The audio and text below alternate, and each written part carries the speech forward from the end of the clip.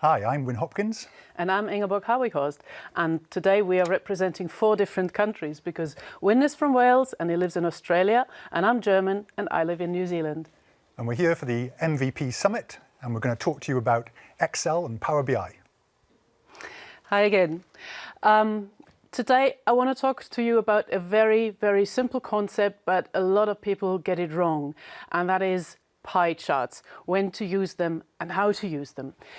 And when I said many people get it wrong, I can't really blame anyone for it, because in a lot of marketing materials about charts, every ad that you see about charts, you will always see a pie chart. And most of the time you will see a pie chart that is not right for the purpose there. So you are being educated by the wrong people to use the wrong charts in the wrong situation. And today I'd like to try and help you figure out why pie charts are not the best visualization in some situations, and what you can do to make better visualizations. So let's start with my first screen here, where you see a pie chart that shows sales from different places. I've chosen New Zealand place names because I thought, you may learn a little bit about New Zealand as we do this thing about learning about pie charts. So my slices are showing values for Auckland, the city of sales, where the next Admiral's Cup will happen in a few years' time. The next value is for Kaikoura, which is the place where you can go to do whale watching on the South Island. Then we have Matamata. That's where the filming studios for the Hobbit videos were, the Shire, the village, the Hobbit village, and you can go there and have a walk around the Hobbit village. And the next one is New Plymouth. That's where I actually live, and it has great scenery, a mountain where you can ski in the morning, and a coastline where you can do some surfing in the afternoon on the same day in winter. Taupo, which is in the center of the North Island, has a great lake and wonderful vistas of the mountains. And Whangarei in the far north, which is the gateway to the gateway to New Zealand's north coast. So I have some product here, and I have these locations, and I'm showing them here in my pie chart, and I want to show how my town, New Plymouth, compares to the other places. So do you think that this pie chart is making a good job? The only thing that I can say for this pie chart is that it is fairly easy to determine that Matamata here has about a quarter of the sales, because you see the straight lines from the vertical and the horizontal, and they are sitting at 6 o'clock and going across to 9 o'clock. So that is pretty easy to determine that this is about a quarter. But what happens, for instance, if we sort the pie chart by highest value? Now you see that the biggest slice is Kaikoura, and it is at the top. And it is no longer so easy to determine that Matamata is 25%, because the angles of the pie slice are now not sitting at right angles, and the eye has a lot more difficulty determining what that value is. So not a really good visualization. What can we do to make this pie chart better? See, you always have to jump back and forth between the legend and the slice to determine what color means which location. So what we could do is bring the pie legend a little bit closer to the pie and bring it to the right-hand side of the pie, and then you can see the names underneath each other, Kaikoura, Matamata and all that, but you still have to jump backwards and forwards.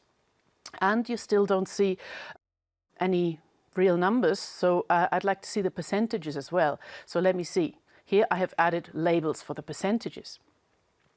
Okay, but in order to really stop all that skipping and jumping across with the eye, I really want to include the name, the place name in the label. So if I do that, here you see all the information now in one place, but there's so much crammed into that the actual visualization, the pie chart itself, doesn't really add that much value. So we might as well not use it. Let's just do a table. And that is a really important takeaway here. Sometimes you don't actually need a chart. Sometimes a table can say a lot more with a lot less ballast. In this case here, I have my sales table, and let's just add a simple little formula to calculate the percentage. So I'm just typing in percentage. I'm getting that spelling right the second try, and I'm just doing a table formula with a structured reference. So I'm going to click on sales, and I'm going to divide that by the sum of the whole sales column, which I'm selecting this way. Kaboom. And now just need to format that as a percentage, and here you see it. Now I could hide my sales value in the table and just see the percentage, and I could then highlight my town. Let's just go and select a fill color of slight red or something like that, and now you see how New Plymouth compares with all the other places with a simple table with numbers. No fancy charts, no nothing. Okay, but what if I want a dashboard? What if I want this as, what if I, want to see something, want to make those numbers more tangible? In that case, I strongly suggest using a horizontal bar chart. And that one is easy to prepare. We have this table and click on Insert. Oh, by the way, what I wanted to say, insert when you go to recommended charts. Oops. Recommended charts. Here you don't see a pie chart recommended, but in some cases the recommended charts dialog actually recommends a pie chart, and it's not the best one in my opinion. So if we go back to the first sheet tab here, and the recommended here shows the pie chart as a recommended type, and I don't think that Microsoft has given you very good advice in this case. We'll work with the Excel team and see whether we can change that. So in here we are going to insert a horizontal chart. You see that the order of the place names is the other way round, because a chart starts with the first value and puts that closest to the cross point of the vertical and the horizontal axis, but we can quickly fix that. If we format the axis, then we can check this setting to plot in categories in reverse order.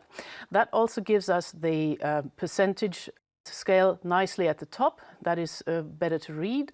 I would like to make this column or this series blue. So I'm going to select blue. And the other thing that I like is only 50% of gap width. That makes the bars a little bit wider. And finally, I want to cut off my value axis at the 40% and not show 45%. So I'm just going to reduce that. And this is my chart here, which looks a lot better. I can still see that how those locations correlate to each other, and if I want to, I can just right click on one single data point here and give this a different fill color, and then it'll become quite obvious that how New Plymouth compares to all the other locations. I prepared that one earlier as well in case something happens, and let's just do a comparison. The bad pie chart against the horizontal bar chart, when the question is, how does New Plymouth compare to the other locations? And I hope that you'll agree with me that this horizontal chart does a way better job than the pie chart ever did. Now, I'm not saying all pie charts are wrong. Quite the contrary. There's quite a few situations where you can use pie charts.